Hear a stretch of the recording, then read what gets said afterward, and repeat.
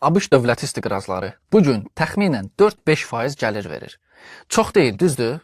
Amma Azərbaycanda bir bank var ki, sizə dollarla ildə 8% təklif eləyir. İlk baxışdan əla investisiyadır.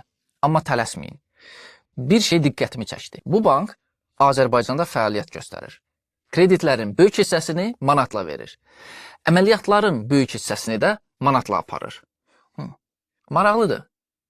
Əgər əsas biznes manatladırsa, niyə investisiyanı dollarla cəlb eləyir? Mən emissiya prospektini açıb oxudum və cavabı tapdım. Bəs onda niyə hamı gedib bu istiqrazları almır? Çünki gəlirin arxasında risk dayanır.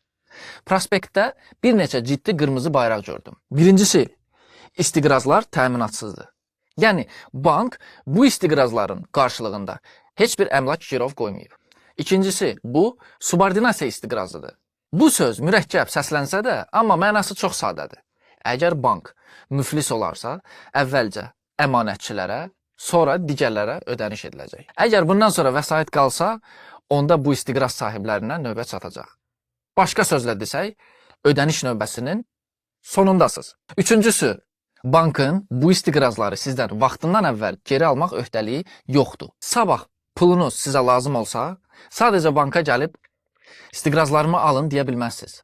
Onu bazarda satmalı olacaqsınız. Hansı qiymətə satacaqsınız? Alıcı tapılacaqmı? Bunu əvvəlcədən heç kim deyə bilməz. Dördüncü məqam isə odur ki, müəyyən maliyyə şərtləri yaranarsa, faiz ödənişləri də təxirə salına bilər.